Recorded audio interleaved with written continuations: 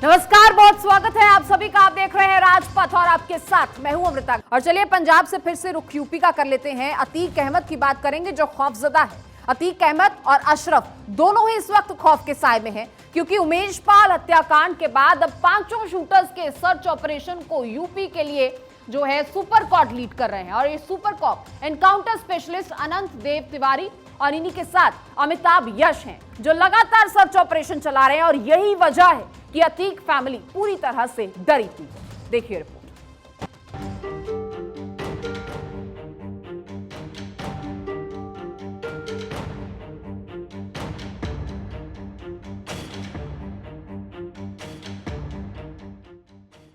तांगा चलाने वाले के बेटे 17 साल के अतीक ने अपराध की दुनिया में कदम रखा था। आज पूरे देश में अतीक अहमद के नाम की चर्चा हो रही है। वजह है प्रयागराज का उमेश पाल हत्याकांड।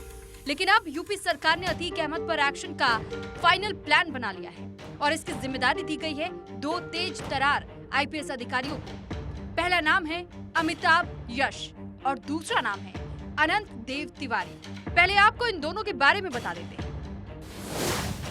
कौन है अनंत देव तिवारी?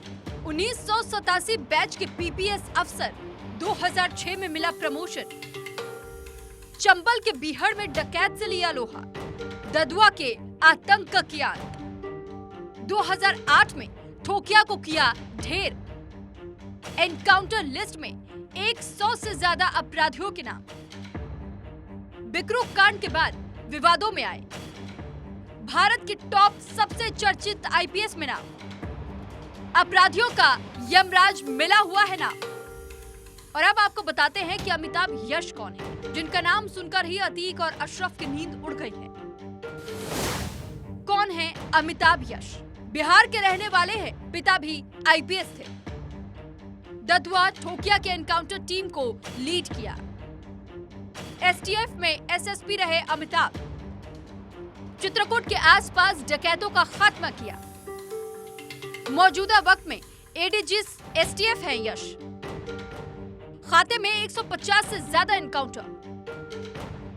मुख्तार अतीक गैंग के कई शूटर्स को किया ढेर। यूपी के आयुष प्रवेश घोटाले, टीईटी पेपर लीक मामला, पशुपालन घोटाला मामलों का खुलासा करके आरोपियों को जेल भेजा। अमिताभ यश और अनंत देव की वजह से ही अतीक एंड फैमिली टेंशन में है, क्योंकि यही दोनों अधिकारी अतीक गैंग के खिलाफ ऑपरेशन को अपने 200 टीम मेंबर्स के साथ लीड करते हुए 8 राज्यों और 3 अलग अलग देश में छापेमारी कर रहे हैं। अतीक की बहन ने कहा था कि अमिताभ यश उनके भाइयों और अतीक के बेटों का एनकाउंटर करा सकते हैं।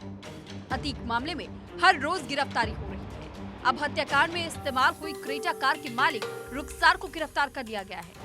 अतीक अहमद और अशरफ दोनों को एनकाउंटर का डर सता रहा है। वहीं शूटर्स की तलाश में नेपाल, थाईलैंड, बांग्लादेश तक छापेमारी हो रही है, तो शाइस्ता की तलाश में भी छापेमारी जारी है।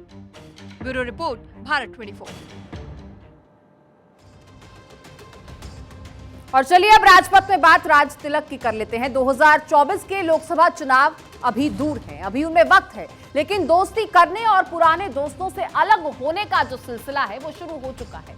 और इसी बीच कांग्रेस के नेता जयराम रमेश का कहना यह भी है कि कोई भी विपक्षी मोर्चा कांग्रेस के बिना तो नहीं हो सकता। उनका कहना तो है, हालांकि अभी उसमें वक्त है और उससे पहले कई राज्यों में विधानसभा चुनाव भी होने हैं। देखिए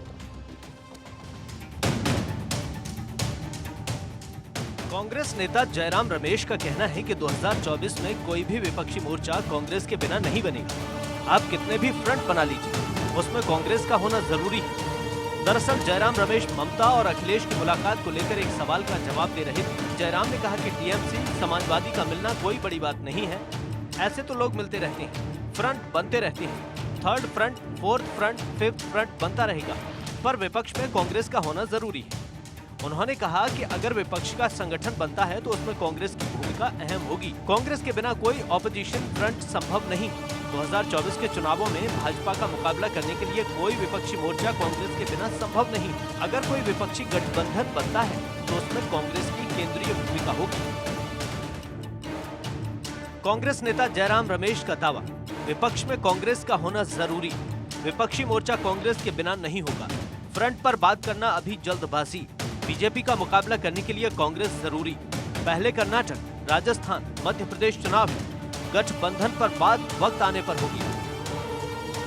संसदीय कार्यवाही को लेकर जयराम ने कहा कि संसद में विपक्ष को बोलने की इजाजत होनी चाहिए। ये लोकतंत्र की बुनियाद है, लेकिन हमें बोलने नहीं दिया जाता है। Bureau report, Bharat 24।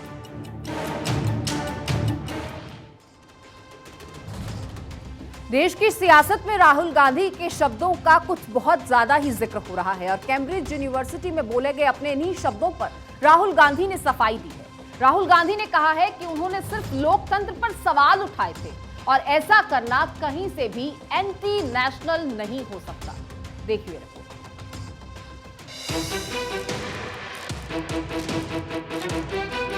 कांग्रेस नेता और सांसद राहुल गांधी शनिवार को विदेश मंत्रालय की कंसल्टेटिव कमेटी की बैठक में शामिल हुए। इस दौरान राहुल गांधी ने लंदन में दिए अपने स्टेटमेंट पर सफाई दी है। इस बैठक में कई अन्य दलों के सांसद भी मौजूद थे और इसी दौरान विपक्षी तथा बीजेपी सांसदों की तीखी बहस हुई। राहुल ने अपनी सफाई में कहा कि उन्होंने केवल देश में लोकतंत्र के हालात पर सवाल उठाए थे। उन्होंने कहा कि जिस तरीके से बीजेपी दावे कर रही है, ऐसा तो मैंने कुछ नहीं कहा। मैंने सिर्फ लोकतंत्र पर सवाल उठाए थे, देश के विरोध में कुछ नहीं कहा। जिस तरह से बीजेपी पेश कर रही है, ऐसा तो मैंने कुछ नहीं कहा। इसके लिए मुझे एंटी नेशनल आप नहीं कह सकते। बहरहाल इस बैठक में बीजेपी सांसदों ने राहुल को रोकने की कोशिश की। जयशंकर ने इस बहस को रोका और कहा कि इस बारे में नेताओं को जो भी बोलना है वो संसद में बोले। और राहुल गांधी से एस जयशंकर ने कहा कि कमेटी के विषय पर ही बात कीजिए, राजनीतिक मुद्दों पर नहीं। Bureau report, Bharat 24। और चलिए अब आपको सीधे कश्मीर लिए चलते हैं और सैर कराते हैं ट्यूलिप उत्सव की। जी हाँ, कश्मीर में आज से ट्यूलिप उत्सव की शुरुआत हो गई है और इस बार पिछली बार से ज्यादा लोगों के आने की उम्मीद है। इस साल 68 किस्मों के 15 लाख से ज्यादा ट्यूलिप्स यहाँ लगाए गए हैं, जो आपका बेसब्री से इंतजार कर रहे हैं। देखिए रिपोर्ट।